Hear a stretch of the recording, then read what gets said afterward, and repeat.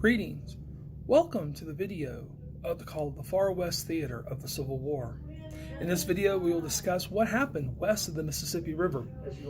For Trinidad's students at Trinidad State Junior College, please download a study guide before continuing. For everyone else, just get your popcorn ready and enjoy the video.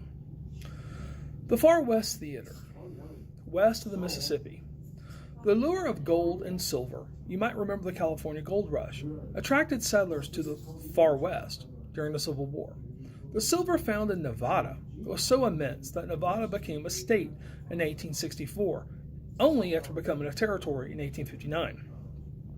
Also, the rest of the continental United States, or the lower 48, reached territorial status in 1864. The only exception is Oklahoma, which was considered Indian territory. Despite Confederate efforts to disrupt the peace, the United States maintained control of the far west during the war. To accomplish this, President Abraham Lincoln had to dispatch new military units to the west to maintain order, protect gold and silver shipments, and to win over Western political support for the Civil War. Missouri and Kansas.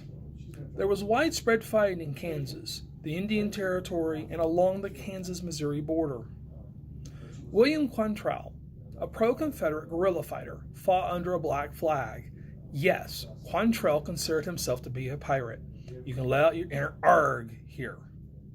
Quantrill and his followers terrorized Kansas, the Indian Territory, and North Texas. Opposing Quantrill was the Jayhawkers. The Jayhawkers tortured and hanged pro-Confederate prisoners, burned houses, and destroyed livestock. On August 21, 1863, Quantrill led a raid on Lawrence, Kansas. Quantrill told his group to, quote, kill every male and burn every house, unquote. Before the raid ended, 182 boys and men were killed, and Quantrill's men robbed the bank on the way out of town. Quantrill's legacy of brutality lived on in the actions of the Old West outlaws who honed their skills in this border war. While most of these followers were teenagers during the Civil War, many of them become much more famous in the Old West of the late 19th century. Here, I'm talking about William Bloody Bill Anderson, Cole Younger, and the brothers Frank and Jesse James. Indian regiments fought on both sides of the Civil War in the Indian Territory and against each other in the Indian Territory. The 5 civilized tribes owned slaves. The Choctaws and the Chickasaws, who lived in southern Oklahoma, supported the Confederacy. The Cherokees, the Creeks, and the Seminoles were divided. Texas, New Mexico, Arizona, and Colorado. After seceding, the first task that Confederate Texas faced was securing the northern border. Commanded by Colonel William Young of Cook County, the 11th Texas Cavalry took control of Forts Washita, Arbuckle, and Cobb in the Indian Territory. Lieutenant Colonel John R. Baylor and the 2nd Texas Mounted Rifles occupied the town of Massilia in the New Mexico Territory on the Rio Grande near present-day Las Cruces.